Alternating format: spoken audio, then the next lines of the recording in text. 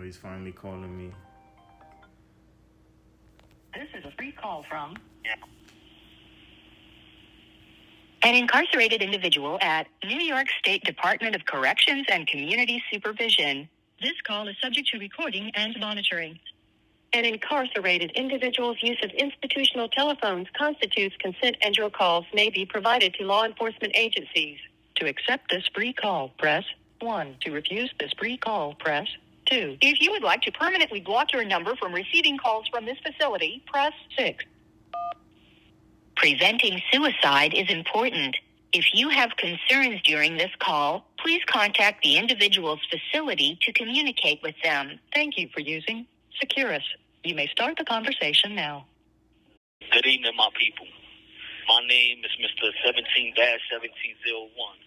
and I just have one question. Does anyone have an answer?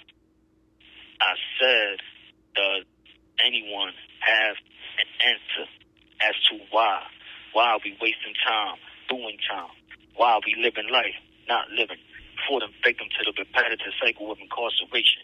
Who will be the sacrificial lamb, the black sheep willing to place his head underneath the guillotine of injustice for the sake of our people, removing the blinders placed before their eyes? Why do we as men need corrections when we are capable of correcting ourselves? I do not need a director to give me any sense of direction. I know exactly where I'm heading, and let that be my heading. We need to understand the gravity of the situation and the continuous ramifications.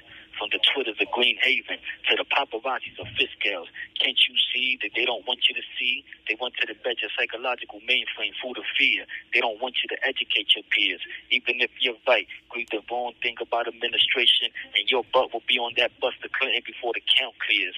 Oh, how dare these incarcerated individuals utilize their principles, advocating against our principles instead of following the herd and being a herd by doing their dirty work for them and face a new charge, free of charge. I ask, why do we kill ourselves when we can kill them with kindness, not blindness, and combat our frustration with education and patience?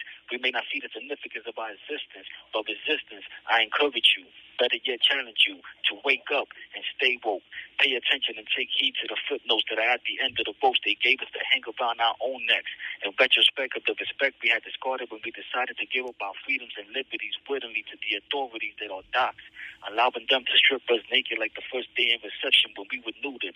What are these? Manhood? Snip? Well, you won't be needing these anymore. From this day forward, your new name will be Mr. 1701, a.k.a. yes, sir, no, sir, and thank you. Now face the war and spread them, peasant. Your butt is mine. How can anyone identify, distinguish their identity, knowing that they can amount to the equivalent of bologna sandwiches and shackles for an extensive duration of this stolen lifespan? I ask you, what bearing does standing on 10 toes have when you have no lace to stand on? Stand by. We would acknowledge your presence in the essence of a puppy, on the child, or on the noise. It is all just white noise. Any further inclination is unrealistic. A modern-day peasant is no different than a neo-slave being held captive against our will, but sugar-coated with the title I. I guess we're all pirates. Thank you, 13th Amendment. I ask, who will oppress the implementers of the oppressors? Who will subject the persecution for a resolution? The options are inclusive. I just want to know because I know that there is a bigger picture called knowledge and hope. Allow that to be the new virus that attacks your CD4 T cells. For I become enlightened by the light minds of Earl Simmons, Tempo, Saul Williams, Williams James, Fred Moulton, Alice Greenberg, James Baldwin, Adrian Rich, Emily Dickinson, Mary Ann Duffy, Robert Ward Kimmerer, Lady Lone Soldier, Takashi Coates, and how the great Dr. Prevalent premeditated the expansion of my gaze to see all that I have seen, and I didn't have to go to the military to be all that I can be. But how dare I have the audacity to want to self-educate, rehabilitate, and better myself for my mental and health. Flashbacks and nightmares are just the basic post-traumatic symptoms inherited from a minimum 7 years of symptomatic depression.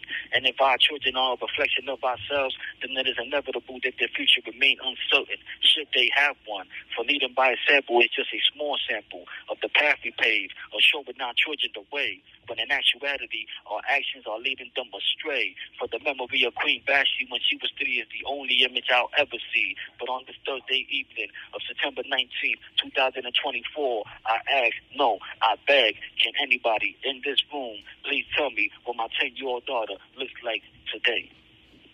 Peace.